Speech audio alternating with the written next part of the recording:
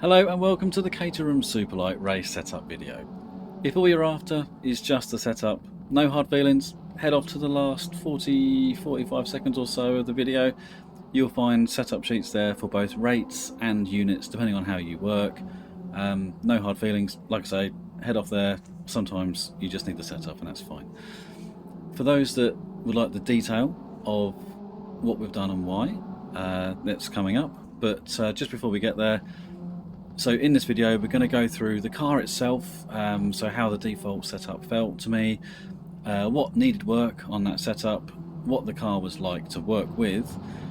The car had a couple of odd things about it, so we're going to run through those as well, and we're going to go through what the development of the setup actually involved before we get to the circuits it's been to and the conditions it's been in. Then we'll get into a full run through of the setup and how it differs from the default and why. Go through the suggested adjustments that you may or may not wish to make it more suited to yourself. Then we'll get into the next vehicle, what we've got coming up next, and then finally will be the setup sheets at the very end. So, without further ado, let's go and have a quick look through the car itself.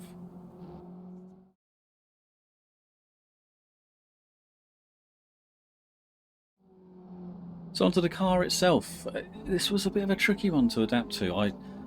Historically I've struggled to adjust to this car, but in fairness to it, I've never really given it a proper go, but this time I really did.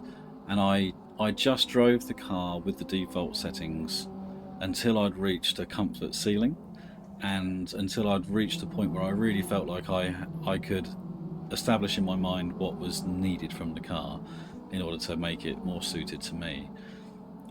It was quite clear that it was the rear of the car that needed focus, and it just generally had a lack of traction, which led to a general instability as soon as you tried to apply the throttle. You had to be overly sensitive to the car, which kind of, it was almost like it was waiting to bite you, sort of thing.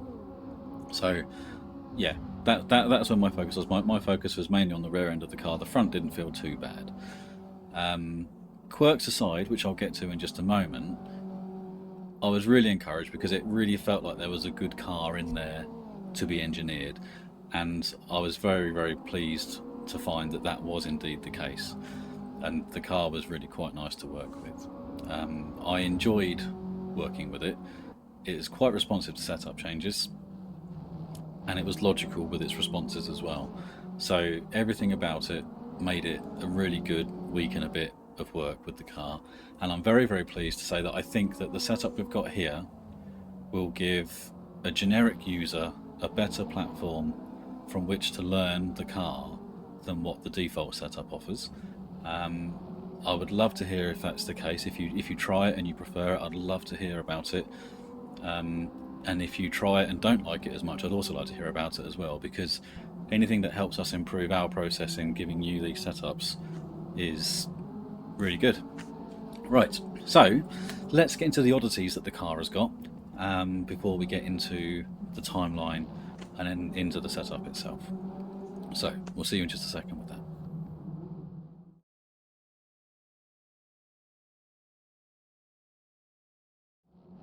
So there's a couple of things about the car which we thought were a little bit odd. So the first one is that the rear tyres seem to run abnormally hot for the amount of work you're asking them to do. And even though they're running hot, there doesn't seem to be any detriment to the amount of tyre wear that they see either. So normally you'd expect a really hot tyre to wear quicker. It doesn't seem to be the case with this, so it's a little bit strange. So we're going to keep an eye on it, and if we spot it on any other cars, we'll probably collate the information and raise it internally with Reiza themselves. But until then, just to pre-warn you, you might see the tyre temperature is running really warm, but the tyre wear itself is probably going to be okay with this car. It's just a bit of a strange one. The rake of the car is generally negative whilst it's running, and there's nothing you can do about it. On a standstill, flat patch, you'll find that generally the front is lower than the rear, but as soon as you get on the move, you'll see that the rear seems to squat and the front seems to lift, and that's generally where it runs. There's nothing you can do about it, because you can run the rear as high as you can, the front as low as you can, the rear as stiff as you can, the front as soft as you can, and whilst it's running, it will always run rear down, basically. So it doesn't seem to adversely affect the car too much that I can see or feel, but worthy of note anyway. There's nothing you can do about it. It seems to run, or need, sorry, a high amount of rear negative camber. I suspect this probably is actually true to life, and it is actually how the car runs, but it did strike me as unusual just how much I was using in this setup. But we'll get to that later on when we actually get into the setup itself.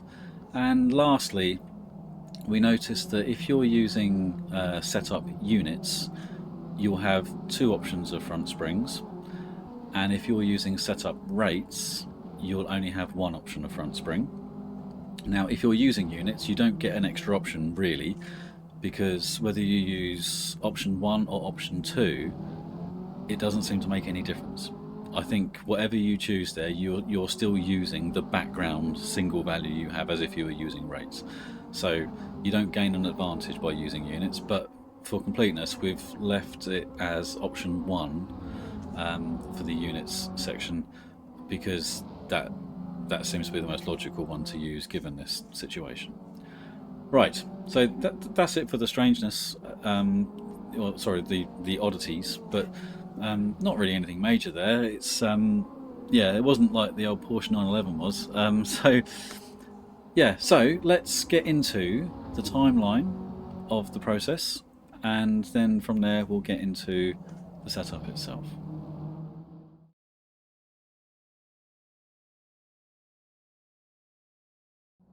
The timeline for this one was relatively straightforward really. So I started off driving the car on the default setup, just acclimatising to it, and then working with that default setup, trying to understand what I needed from the car that the default setup wasn't giving me. Once I'd settled in and was getting those consistent laps running and I'd reached my comfort ceiling, I then started to dig into it, and it was quite clear that it was the rear of the car that needed work to me. So I started work on that. Now version 1.0, we're going to call it, didn't make the cut. So I developed it briefly. I'd not even bothered sending it to Marc or Peter, but it was showing improvements over the default that sort of deserved further investigation into various different directions. So I'd sort of tried a bit of this, tried a bit of that, and was sort of trying different avenues, but wasn't really settling on anything. But I could feel a general improvement and the ability to improve what was there. So I then worked on version 1.0 and came up with version 1.1, which was basically 1.0 but with a more balanced direction. I'd basically put my eggs in a basket and actually gone down a proper rabbit hole. And I sent that to Marc and Peter, and whilst I'd sent it to them, I was still working on it and was investigating other avenues, and it became quite clear that I could improve it a lot further. So I quickly cancelled version 1.1 with Marc and Peter. I didn't want to waste their time with it, and then developed further and further refined it into version 1.2. And this was a far more polished version of 1.1. It had refined camber, damping, diff and tyre pressure settings, and they all helped further improve the drivability and the confidence that it gave me as a driver. And so this is what I sent and left with Marc and Peter for evaluation. Now, after trying version 1.2, Marc didn't want any changes at all. He loved it, and he's quite a reserved guy, Marc, and he was very, very happy with it. So I'm going to read you his comments. So he said, "What a massive improvement in drivability, even with the heavier fuel load. In a split second, I would decide to use this setup for a race ahead of the default, and once you get used to the understeer, you can actually go faster as well. If you're telling me that the long-term runs are okay for tyre wear and so forth, then this is a no-brainer. and another one of your masterpieces. Hey? I'll take that, I thought.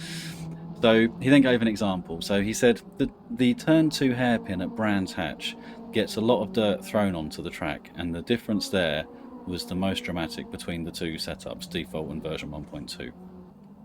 The default would fly off the track at the slightest provocation, whereas your setup is so much more planted at the rear that you just had to be a little bit careful tiptoeing through the mud on the track, but you could still accelerate. Now, I was quite pleased with that because, like I say, Marc's quite a reserved guy, and he's not picky, but he's quite happy to. He doesn't pussyfoot around. If he's noticed something, he will tell you. And the fact he couldn't really pick on anything was just like, wow, brilliant, fantastic. I'm well happy with that. That's a great start. So Peter, on the other hand, he wanted to make a few little changes to make it suit him. So he ended up softening the front rebound and generally lowered the rear damping values. He had slightly higher tyre pressures and lower camber to match his more sympathetic driving style. Basically, I tend to put more energy into the car. Peter's a lot smoother and a lot more gentle and a lot more sympathetic to it. So all the changes he was making to that were all about basically meaning that he didn't have to be so aggressive with the car, and it still was able to then actually respond to him. So that was really nice as well, and we're starting to see that as a common trend now. Now we're starting to do a few setups together. We're starting to see these little patterns, which is really, really cool. So after that, 1.2 has since been through the ring. I've taken it to various different circuits and different conditions, and it's passed all the tests without any further adjustments. So really, that 1.2 setup has lasted the test, which I was very surprised about, because normally you find something you can like, move this, move that, and haven't had to move anything. It's been really, really good. So version 1.2 is the setup I'm about to show you. So without further ado, let's get into that setup. Let's see how it differs compared to the default setup.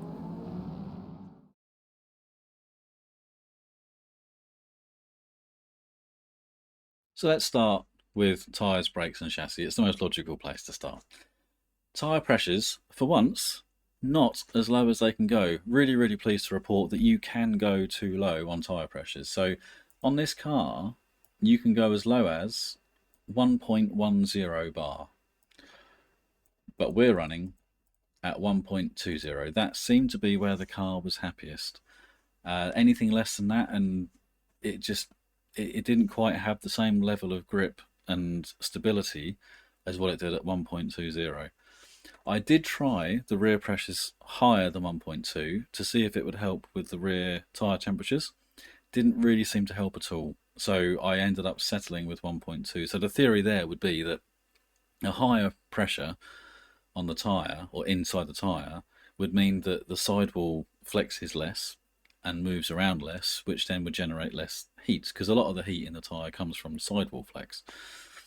But it just didn't really seem to work out like that theory would suggest. So I kept them as 1.2 front and rear.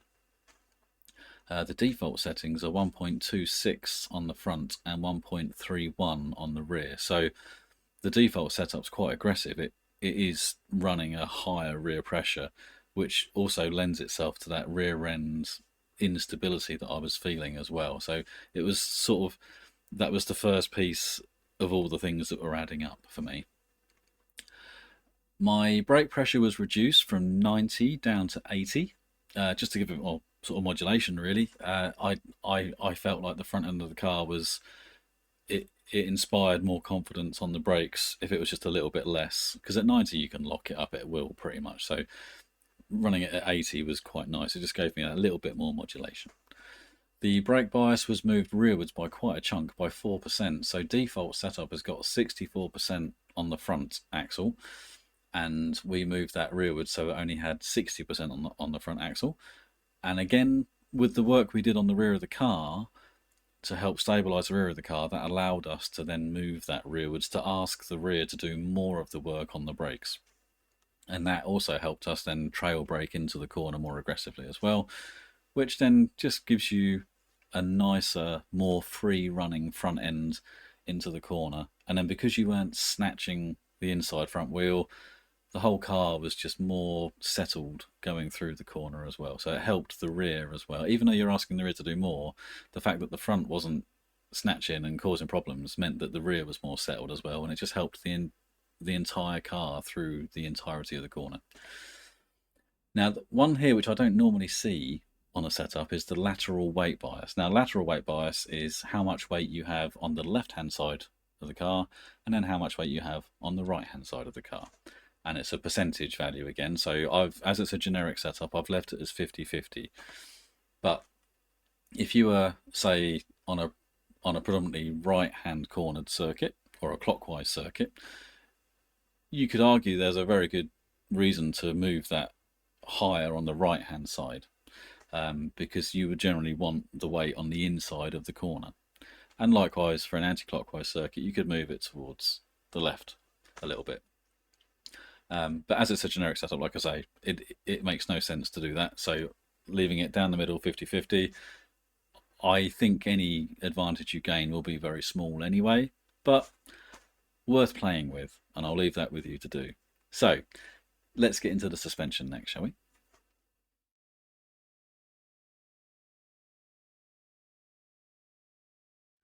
Onto the suspension then. Let's start with caster. So default setup was 5.5 degrees. It's now 6 degrees. That was just because as I introduced more stability in the rear of the car, I found that on the throttle, the front of the car was just starting to struggle to hold its line. And I also preferred the extra feeling of weight and the way that the front of the car was biting into the apex with the higher caster angle. If you prefer a more docile front end in the mid corner, you could bring that back down again. It's a relatively subtle change. So, but I wouldn't go much more than 5.5 degrees if you wanted that sort of effect. The camber angle went from -3 degrees negative camber to -4 degrees negative camber on the front.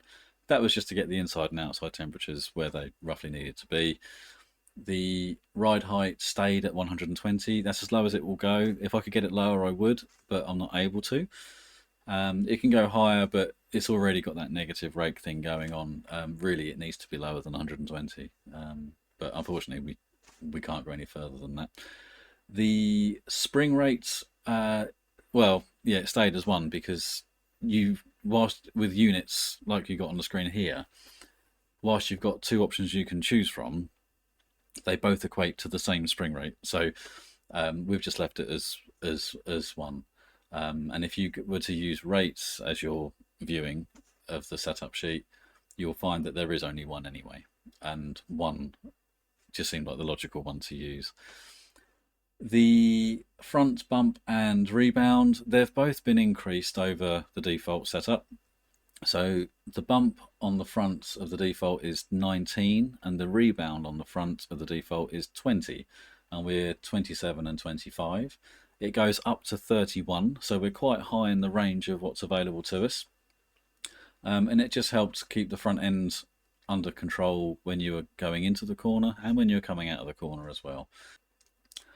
The rear camber was adjusted from -1 degree at the rear on the default to -3.2. We had to add a lot of negative camber to the rear of the car to get the inside-outside temperatures right. So that was quite a surprise, and even more so that the rear of the car was running softer on the default setup, which means that generally you would expect to run more camber in that situation. So we were running it stiffer and with more camber. It's quite telling. The ride height was increased from 120 to 130. As we dialed in the rear end stability from other means, we were able to raise the rear ride height to help mitigate that extreme negative rake that we were seeing. The spring rate was increased from 1 to 2, again just to help reduce that rake and also help support the rear of the car when we were getting on the throttle as well. It just seemed to help overall. Yeah, it was working very well. The bump and rebound on the rear were increased a little bit for both. They went from 13 bump and 14 rebound to 16 bump and 18 rebound. But that's really to match the spring rate, to be fair. The steering lock was reduced a little bit from 24 degrees to 23. That was just to give a bit more feeling for the steering in the middle of the corner. Worked nicely actually with the caster angle change. I found that just gave me a nicer feeling. I felt, even at 24, it felt like it was too easy to turn too far. So 23 was a really nice change. The toe angle, as default, it had quite an extreme minus 0.6 degrees toe out on the front. So we've reduced that down to a much more normal 0.1 degrees toe out. And that helps smooth the front of the car out, actually, to be fair. From right from turn-in, it just helps smooth that turn-in phase out, which is really nice. The front roll bar was reduced from 3 down to 1. Get that front end back dialed in the middle of the corner. That's all that is. The toe-in angle went from 0.3 degrees toe in on the default to 0.1 degrees. Again, dialed in a bit of extra stability at the rear of the car, which we'll get to in just a moment. Allowed us to run the toe-in angle a bit less extreme, and just generally the car seemed to just roll nicer and flow nicer through the corners. The rear anti-roll bar was reduced from 2 to 1. It's the driven axle. I don't want anything affecting that inside rear wheel, and actually the setting of 1 here means it's essentially disconnected, which is great, because if it was a real car in the real world, I would be getting underneath the car with a set of spanners and I would be unbolting the damn thing from the car to try and get rid of some weight as well. So yeah, the anti-roll bar setting of 1 is actually essentially a disconnected roll bar. Right, so with that, let's get into the drivetrain, and this one's quite critical.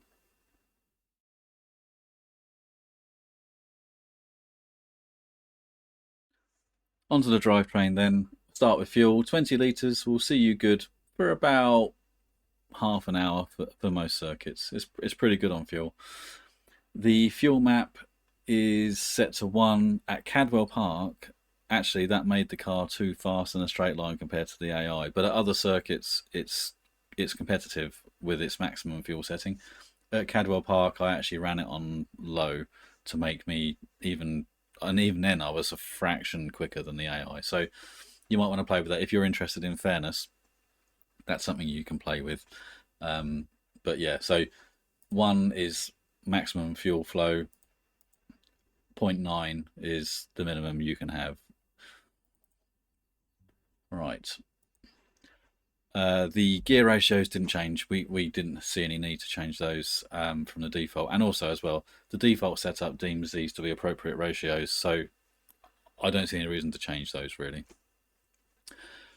The important bit, now this is where the stability of the car really came from, at the back of the car. So the default setup had clutches 6 and preload at 60 Newton meters. I reduced that to 4 clutches and increased the preload to 85. I actually tried running the clutches at 2 at Cadwell, and it was as fast as 4, and it was easier to drive with 2, but it was seriously lacking on circuits like Donington, where you got really long corners where you're on the throttle. 2 clutches, it just didn't drive forwards. It just sort of hung around the apex a little bit, and then I was finding that the AI cars were sort of driving around me. I was in their way. If I increased the clutches, because it was driving the outside wheel more, it was basically driving the car forwards more effectively, and it was a nice, stable, good compromise. I found with 6, the rear of the car just doesn't seem to cope with it very well at all, and you end up spending your time correcting oversteer moments rather than driving forwards. And I found that basically 4 clutches was a really nice putter zone that just allowed the car to drive forwards fast enough that it didn't upset the rear of the car, and that it was actually able to get drive to go forwards as well. And the preload was increased a little bit, not too much, and I did try fairly extreme settings, but settled on 85, just a little bit higher, just to help stabilise the rear of the car, mid-corner and entry mainly. Doesn't have a huge effect on exit. It's a small effect, but its biggest effect is when you're, well, I find that its biggest effect is when you're off the throttle, turning in, getting into the apex, and in the mid corner, right up to the point where you then get on the throttle, and then after that, the clutches sort of take over after that, really. But the preload does affect how the clutches engage, but its biggest effect for me is when you're off the throttle, mainly. So, speaking of Donington versus Cadwell Park, the other circuits that it's been to the Snetterton 300 layout in wet and dry. It's in Cadwell Park in the wet as well. Alton Park Island, wet and dry. Brands Hatch Grand Prix, wet and dry. It's been to the Barcelona Grand Prix circuit with Peter. It's been to the Le Mans full circuit with Peter. And it's also been to the Cavello short circuit in both wet and dry. As well as Donington, as I mentioned. It was the Donington National Circuit, the one without the extra loop. And it went to Donington in both wet and dry as well. So it's been quite a journey with it to take it around different places. It's seen the sort of circuits that I would expect this car to really visit most often in the UK. It's been quite interesting to see how it behaves and the difference between the clutches, say for example at Cadwell Park with 2 versus 4, and then taking 2 clutches to Donington and really suffering and needing to run 4 clutches. It really showed just how important it is to make sure you take it to different circuits to get a really good, well-rounded view of where the setup is working and where it can be improved. So yeah, really, really cool. So now let's get into these settings, which I think you might want to look at if you try this setup, or if you're driving this car and you want to make it more to your liking. These are the things I think are probably best to focus on. So let's get into those now, shall we?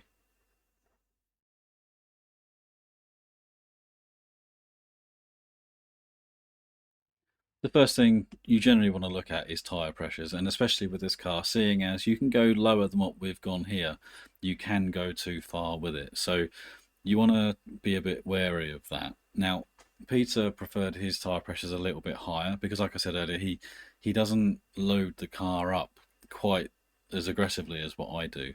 And with that, he tends to have a lower tyre temperature. And with that, he then requires a higher pressure in order to maintain that same shape on the tyre.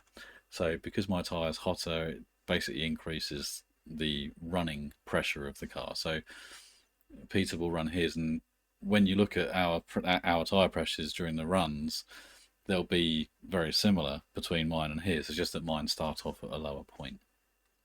But you don't really want to go up much more than, say, 0.05 of a bar, and that'll be about as much as you want to go. You probably don't want to go, unless you're really like ultra aggressive. I can't imagine you going much lower than 1.2 bar, but you've got room to go there if you feel the need. The brake pressure was really helpful. I preferred it at 80% over 90 from the default, but it'll be a personal thing. So if you want a bit more aggressiveness in the brakes, run it higher. If you want a bit more modulation again, then go a bit lower. That's a very simple concept to work with, and it is very effective, and it did have quite a big change. The brake balance didn't really, even in the wet, didn't really feel the need to change that too much. So that was quite nice. I think that will pretty much stay at 60-40. But again, if you're looking for a bit more front end aggressiveness, then you could run it a little bit higher on the front in terms of its braking ability. But if you want to be able to trail brake a bit further into the corner, but maybe not be quite so aggressive on the brakes, so you're braking for longer but not as hard, and you're trailing for longer, you might just want to bring it rearwards a little bit. But you've got to be careful because the rear of the car won't like it, and it's quite sensitive to downshifts as well. So if you downshift too early, you'll find that it essentially moves the brake balance really far rearwards because you've got loads of engine braking happening at the back of the car, and it can make the rear of the car a bit snappy. So you've got to be careful for that. But 60-40 was nice, and I can't really imagine you moving it much from there. No, no more than say 2% in either direction. If you went more than that, I'd be quite surprised. The ride heights now. The ride heights, like I said earlier, if I could run the front lower, I'd definitely run it lower, but I can't. That's as low as it will go. So we ended up running the rear ride height higher, and it did help. It helped the front end on the throttle, and because of the clutches at the rear in the diff, that unlocked the ability to drive the car more and set the car up more as if you would normally, because you were driving it on the throttle less. You could set the suspension up to do its true purpose of controlling weight.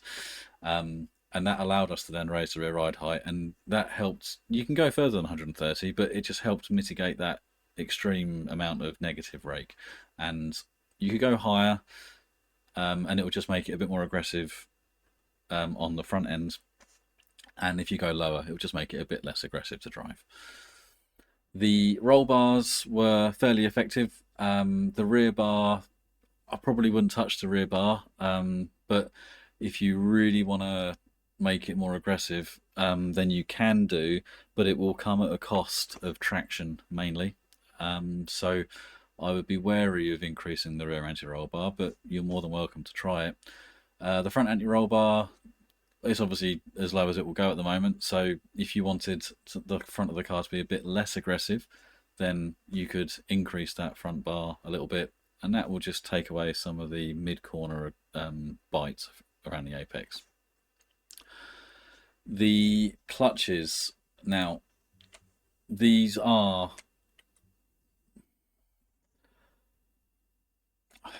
I can't see you using anything other than 4, because the car just can't cope with 6.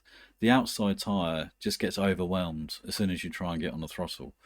You would have to be very, very smooth with your throttle inputs. And I'm not saying you can't be that smooth, but you would have to be, I would say, alien-esque, I think, to really prefer 6.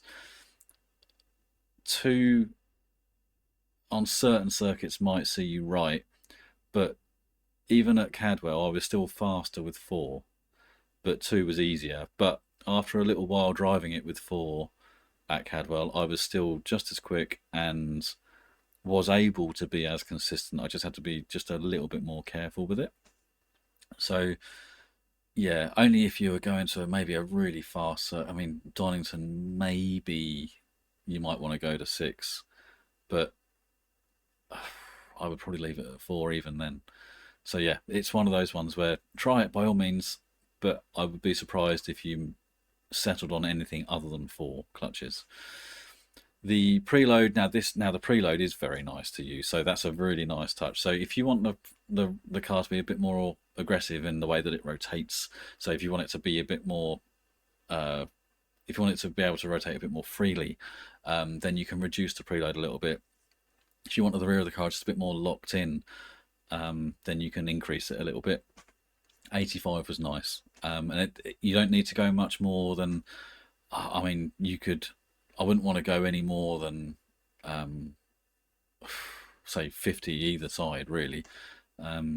Yeah, 85 was about right, and it's quite sensitive to that change. So yeah, that's quite a cool one to do. So yeah, less to be a bit more freely rotating around the apex, higher if you want it to be a bit more locked in at the rear.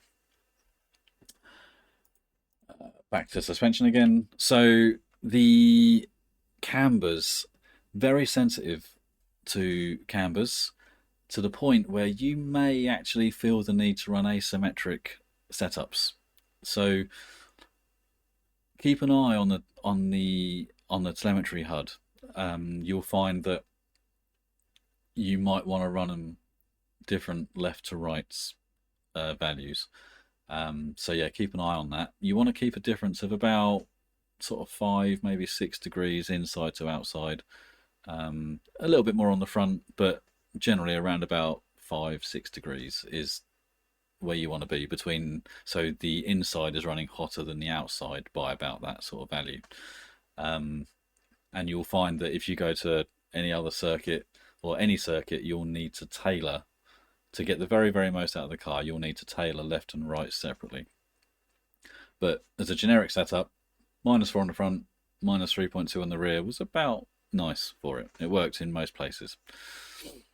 The damping is quite critical. I would maintain the differences between the between the bump and the rebound. I wouldn't change those too much. Excuse me.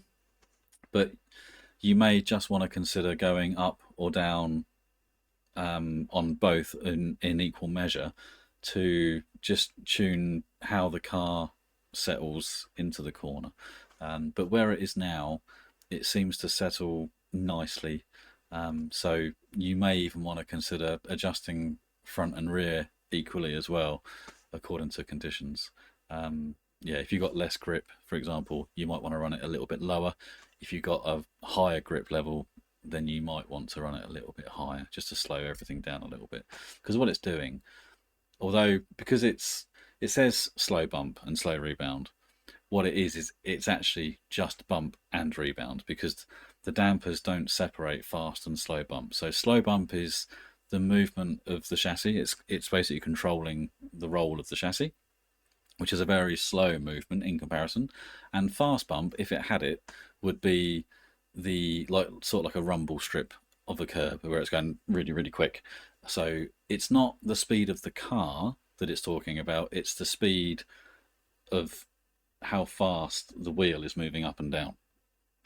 And these dampers are not that technical dampers, so they have one control for bump and one control for rebound, and that does fast and slow movement. So it's a bit of a compromise. So if you've got a lower grip situation, you could try running them a little bit lower just to help encourage chassis roll, because you haven't got the grip from the tyres to resist and allow the chassis to roll into its suspension as much.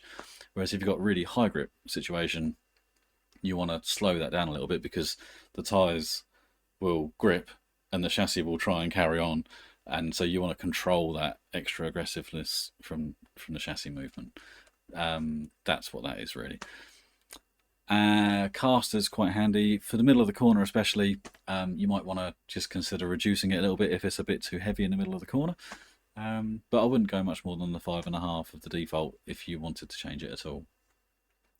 Steering lock was quite handy. That was a very nice change, that one. It was only a small change from 24 down to 23, but it just helped put the steering wheel where the front of the car felt like it really was. So that was a nice change as well. I should also mention, so when Peter tried 1.2, the changes that he made. So he had a slightly softer front rebound, just to help encourage the front lift a little bit. And he had a generally lower rear damping setting, both bump and rebound.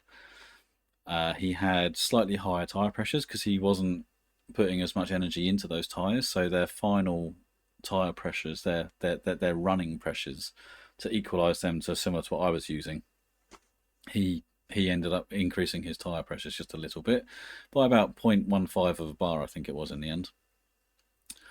And he had a lower camber, front and rear, and that was again because the car wasn't rolling as much, because he is more sympathetic to the car, so he didn't need as much camber to control the angles quite so much. So that is the setup for the Superlight. So what's next?